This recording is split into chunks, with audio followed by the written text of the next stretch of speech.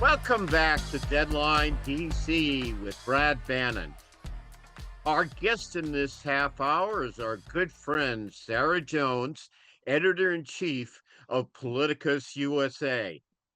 Before we get to Sarah, we're going to play this clip about the administration's response to the devastating job figures that came out Friday, seeing that the nation had only added 21,000 new jobs, and there were more people looking for jobs than there were jobs available. The president said that these tariffs are going to spark a manufacturing renaissance, he called it. But since he announced them in April, the U.S. has actually lost 42,000 manufacturing jobs. Are these numbers proof that the tariffs are failing to produce the manufacturing jobs that President Trump promised? Again, Kristen, it's been a couple of months, and with the manufacturing sector, as you know, we can't snap our fingers and have factories built. But, Mr. Secretary, the economy did add nearly 500,000 manufacturing jobs under former President Biden. In this case, since April, again, you're actually losing manufacturing jobs. Hasbro says they're going to have to increase their prices. Goldman Sachs says 86% of the tariff revenue collected so far has been paid by American businesses and consumers. So just bottom line, Mr. Secretary, do you acknowledge that these tariffs are a tax on American consumers? No, I don't. Okay. I guess he doesn't have to, because the Trump administration is famous or infamous for not dealing with reality. Our guest here today to talk about the Trump economy and other matters in the ongoing Epstein files sex scandal is Sarah Jones, editor-in-chief of Politicus USA. Welcome, Sarah. Welcome back to Deadline DC. Thanks so much for having me, Brad. I'm really glad to be here. Oh, we're always glad to have you here too. Okay, let's your reaction to last week's job numbers. Job growth was infinitesimal last month. Jobs are down, prices are up. Is Trump in trouble? Well, he should be in trouble, but I think, yes, I think when all this economic data, and it is starting to hit people, and Republicans are even aware of that, because now they're thinking, oh, we might have to do something about the Obamacare subsidies if we don't want to lose the midterms. Because notably, a lot of the stuff in the one big beautiful bill that's going to really hurt people won't kick in until after the midterm. So people might not be aware of everything. They are aware of the tariffs right now. And I think in terms of this jobs report, two things. Number one, can we trust this jobs report from, after Trump has had all this upheaval, is firing people and replacing people with people to give him numbers? Is this about lowering the interest rates, which he has been pushing them to do? On the other hand, the fact that those job numbers were so bad, it does kind of break my heart for all of the people who can't afford that right now. Like, groceries are too expensive, gas is too expensive, people can't pay their bills. And so to lose jobs in this economy, and I don't know what kind of support they're going to get. What about if they have kids? Do they have SNAP after? It's just all of these questions that come up. I don't see this as good news for Donald Trump, and I think it's going to be increasingly bad news for him. And that we were just talking before we came on about the poll numbers. And so on the economy, on the tariffs, he's underwater. And that's just, we are too early into his presidency for numbers like this. And his whole presidency is very clearly not about average Americans. Everything he's doing is about enriching the oligarchs that he surrounds himself with. And so I think that kind of corruption does tie directly into the Epstein situation. So it's all, if I were to put a label on his presidency so far, I think the Epstein scandal, even if he's not on the list and he did nothing criminal, which there's no indication that he has, but the cover up of it and all of the questions about why he is out there whipping against Republicans to tell them not to vote for this discharge petition so these files can be released. That question, that corruption that's underlying that question really does explain this presidency so far. Well, let me ask you. I'm writing a piece for The Hill, which, if you'd like to read, will probably be online on Wednesday. You can read it at muckrack.com/Brad Bannon. Anyway, it's a reaction to the devastating job numbers on Friday. As I said before, uh, prices are way up, jobs are down, and my thought is that God knows there are a million reasons to hate Donald Trump. We've probably talked about, 1,000 of them on the show, maybe more than that. But my theory is, and I'm pretty secure in this, that if any single thing will be bring Donald Trump down, will bring the Republican Congress down, it's the increases in prices, because that's where you can talk about, Trump's egregious ignorance of the Constitution. But democracy is sort of fungible concept. But trying to go to the grocery store and buy steak to grill on Labor Day weekend. I was in a grocery store last week, and the prices, I can't believe how much higher than they are. Yep. And there's very little social safety net anymore for people who fall. The social safety net was ripped to shreds early in the years with the big bad bill. And my advice to my clients is to focus on the economy, especially inflation, because that will bring Trump and the Republican Congress down more than anything else, despite all the other reasons to hate him. What do you think? Well, I think there's a lot of truth to that, and I myself have been experiencing these prices. It's absolutely been shocking, and I've spent a lot of my free time going through everything about what can I cut. And it's heartbreaking for people who are out there who are retired, who are on Social Security, people who worked hard their whole lives, people who don't have a social safety net anymore, to think about, you know, they're not looking at how can I make all these cuts so I can afford my groceries. They're thinking, do I have to pick between my rent and my groceries? And that is a horrible tragedy in this country where we have all of these billionaires now and the wealth disparity just exploding. And now we're going to have all of these people. It just kind of reminds me of those stories out of Russia about how many people can't afford to eat. And I think some of that is deliberate to weaken people to, when people have to worry about food, they can't worry about whether Donald Trump is violating their constitutional rights. So there's less pushback when people are worried about their survival. And I do think some of that is intentional, but in terms of whether it's the Epstein scandal or the money or the inflation and the prices of everything, I think you're right about that. I'm always a little worried about the focus on the Epstein thing because yeah, everyone says this is the thing that the Republican voters really care about, and yet that poll came out today from CNN where he's gained a point in approval from Republicans while he is whipping against releasing the Epstein files. I do talk to Trump voters very often here, and many of them they want these released, but again, they want them released because they think that they're going to get Democrats. They don't.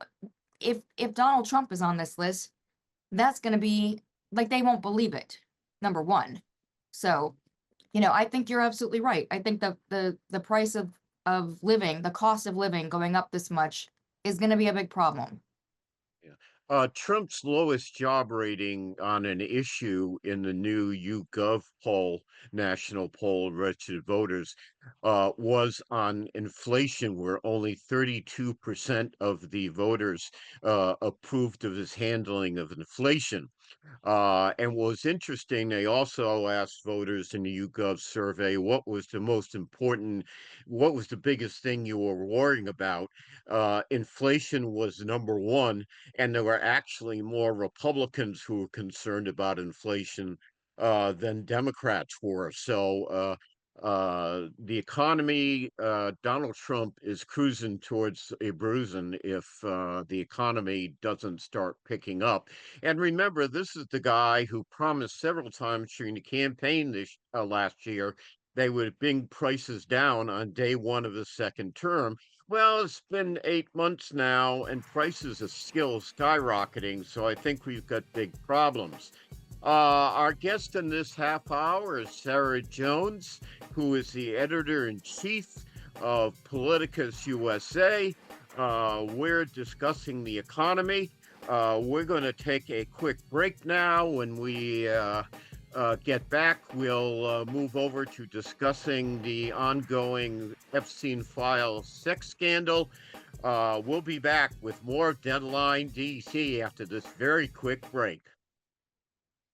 Welcome back to Deadline DC with Brad Bannon. Our guest in this half hour is Sarah Jones, editor in chief of Politicus USA and a good friend of Deadline DC with Brad Bannon. Sarah, let me, I want to talk about the Epstein files, but I want to ask you something before that. Uh, Donald Trump has sent hundreds of ICE agents to a naval training base in Illinois, I guess to prepare to invade Chicago. He threatened over the week, last week, to send federal forces to Portland, Oregon, and to New Orleans in Louisiana. I He is ramping up the use of the military and blurring the lines between military force and police action. And I don't think I'm the only one who's worrying about his increasing reliance on the military to get his way. No, I mean, in fact, I wrote something today about, this growing alliance that he has caused with his tariffs between China and Russia and North Korea and possibly India, right? And so I noticed that they're ramping up their military power and they're putting on a big show. And our military, meanwhile, is being undermined by this guy deploying the military against the United States citizens. So I think it's one thing to look at the column of what he's doing to democracy and how he is violating, the court already found, right, that you can't deploy these federal troops again. There's to use as law enforcement. So he says, oh, they're just there to help law enforcement that's there. Why are you in the streets with tankers and you have armed people? You know, very clearly, not only is he trying to do a show of force, but I think he's also doing a lot of deflection and trying to put on this big show about what a strong man he is. Meanwhile, though, if we zoom out and look at what's happening internationally, he's undermined the United States. He's undermined our national security with this move. He's done it in a number of ways. Like, let's not even, the people he's appointed should be terrifying to every American. But this thing that he's done, using troops against United States citizens, is again undermining our national security. It also sends a message that this country is like these countries that are so hostile to our country because we used to stand for freedom. And so in so many ways, the message that he's sending, he was out there, for a decade saying, make America great again. And what he has done is destroying America. What the brand, let's just say America's a brand, because I know he likes to speak in terms of brands. If this was a brand, he has destroyed it internationally. Sarah, we have to move towards a break for our radio listeners. Our guest is Sarah Jones, editor-in-chief of Politicus USA. We're taking a very short break for our radio listeners, but we will continue this discussion with Sarah online. So don't go anywhere. We'll be right back after this very quick break.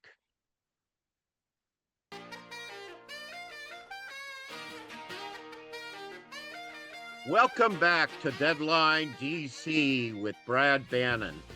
Our guest in this half hour is Sarah Jones, editor-in-chief of Politicus USA. Let me ask you something else about the use of federal forces in the city. One Trump administration official said last week that the Democrats can complain all they want about us sending federal troops to Washington, D.C. and Chicago and wherever else, but they're falling into a trap because what they're really doing is criticizing the president's efforts to fight crime. What do you make of that?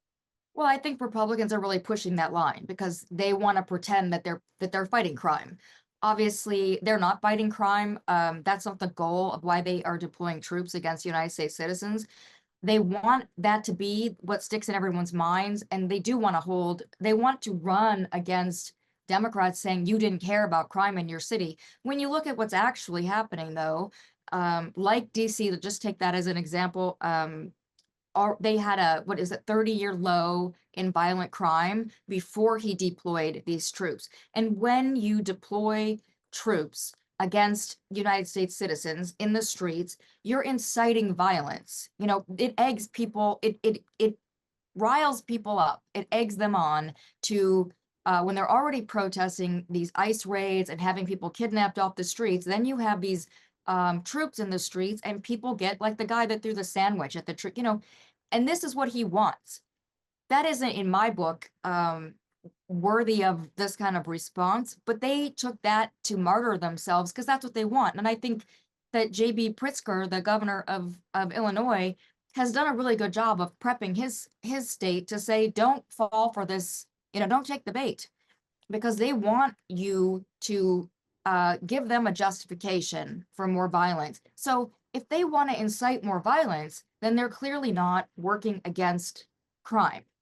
And they already have, they have defunded, cut funding so much to all these gun prevention programs, which people, that has been the cause of the lower crime rates.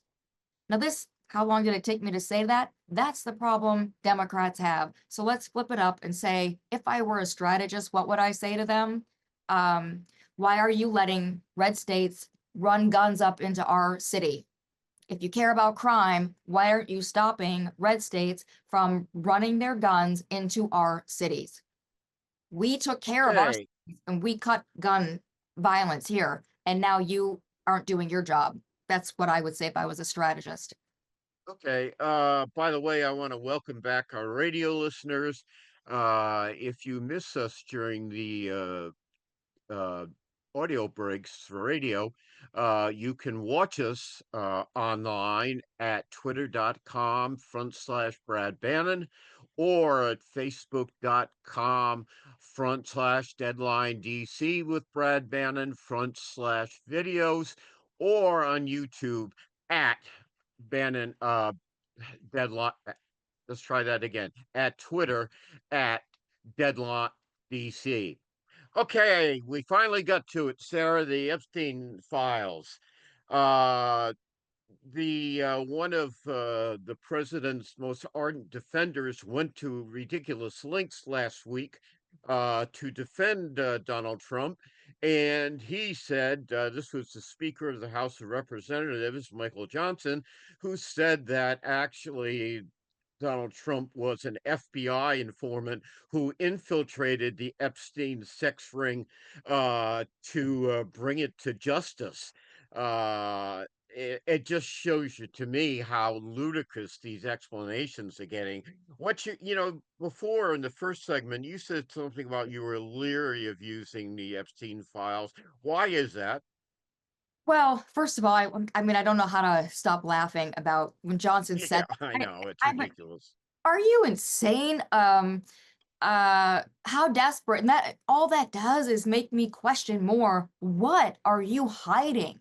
Why are you humiliating yourself to this level to hide something for this guy? So it I'm all for um going after the Epstein files and releasing the Epstein files. Uh and I think it's so important to stay centered on the victims and the survivors and what they need from our government after so many decades where they have been mistreated. I am leery of the way that it seems like so many people in the political sphere are saying, "Oh, this is going to take care of Donald Trump." No, I'm sorry. I know it looks that way. I talk to Trump voters all the time. They do care about this. I would not rely on this to take care of Donald Trump. Um, I think eventually some things are going to come out that are going to look really bad for him. He was very close friends with Epstein for over a decade. Um, his names are all over the files. The DOJ told him that. They've redacted those. Why? What does Is he involved? Was he involved in the money? There's so many threads to follow that have nothing to do with the horrific crimes against children and young girls. Um, that and a lot of this involves all these different modeling agencies, and Trump had modeling agencies. And he brought in a lot of girls from Eastern Europe, and that is where a lot of the trafficking took place. So you see all these threads out there. Including his wife, by the way. Exactly. And you see all these threads, right? They haven't been braided together yet. We don't know what it means. I think right now, I think the pressure of the Epstein files is definitely undermining him in the public's eye. So in terms of the public, yes, it is very undermining. And I think it should be pursued just for the fact of justice. James Comer is not going to get to the bottom of anything if he can help it. So for people to think that the House is going to do anything under Republican leadership that isn't, Massey or Marjorie Taylor Greene, I have to say, I am no Marjorie Taylor Greene fan, but I do think that she is authentic about her offer to read the list names on the House floor to protect the victims from being sued. And I think she actually cares about this issue. Maybe because she was already kicked out of Trump world, and maybe this is part of her revenge. I don't know, but I do think is genuine on some level about it. And Representative Massey, I mean, these are people I don't agree with on a lot of their policies, but it is kind of really nice to see a Republican care about these victims. But I also have to say, when I hear when I hear people in that party, like Nancy Mace said, "Oh, the president has always cared about women and protected them." The Yeah, the right. president was found liable for sexual assault against a woman. Uh, the E. lack, Jean Carroll. yes, the way, and by the way, just lost um that appeal yet again. The way that, and I think there's 26 credible accusations against him.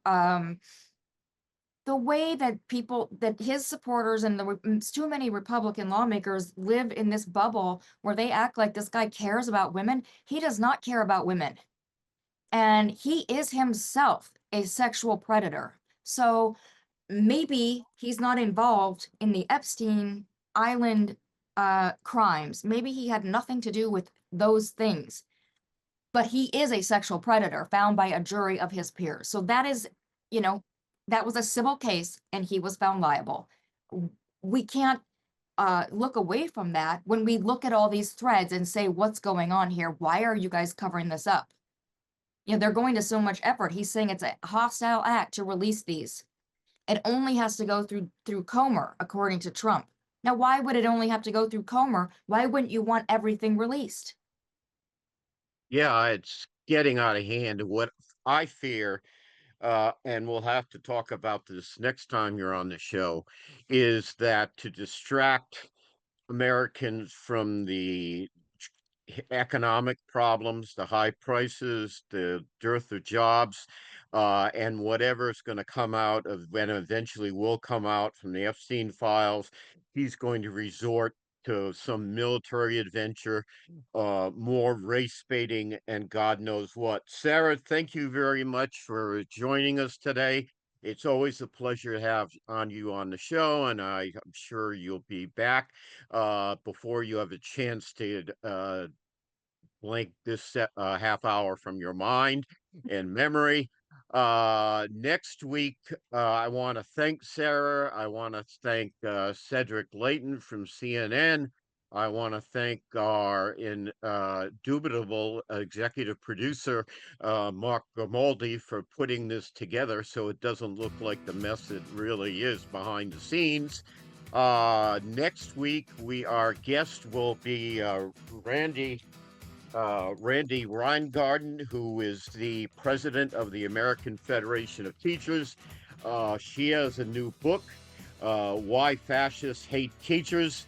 And I'm looking forward to having Randy on to discuss that, mainly because my daughter is a teacher and fascists do hate her. We'll be back next week with more Deadline DC with Brad Bannon.